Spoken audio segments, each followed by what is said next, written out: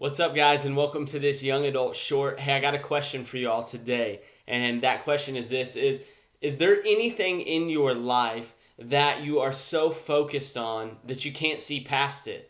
Or is there anything in your life that you're so focused on that you might not be able to see God because of it? And so that could look like a lot of different things. Maybe it's your next career move. Maybe it's your next semester in school. Maybe it's what you're going to do after you graduate, or it's a relationship, or who you're going to marry, or maybe you're stuck in your singleness and you're just feeling down about that. It could be really anything.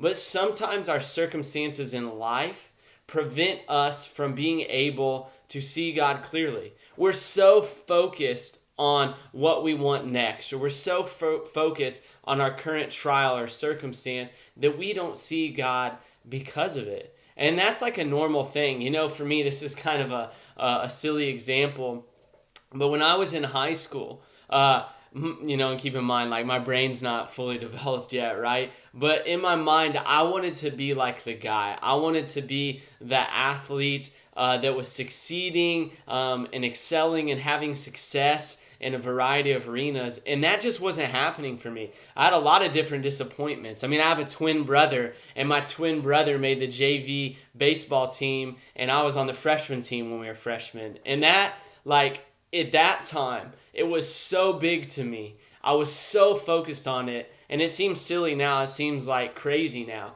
But it messed me up in my head. It destroyed my confidence. I was so focused on that I couldn't even see anything else. And I loved God at that time. I had a relationship with Jesus, but I was failing to see, okay, God, how are you going to use this? I was failing to really set my mind on things above. And that's what Paul challenges us to do in the book of Colossians in chapter 3. Verse 2 says this. It says, set your mind on things of above, not on things of the earth. That we should set our focus on Jesus, on who God created us to be. And when we do that, it's going to free us up. And so when you ask yourself the question, is there something that I can't seem to focus on anything else but that? If there is something there in your life, how do you combat that? You combat that with setting your mind on things that are above. And that's a daily decision.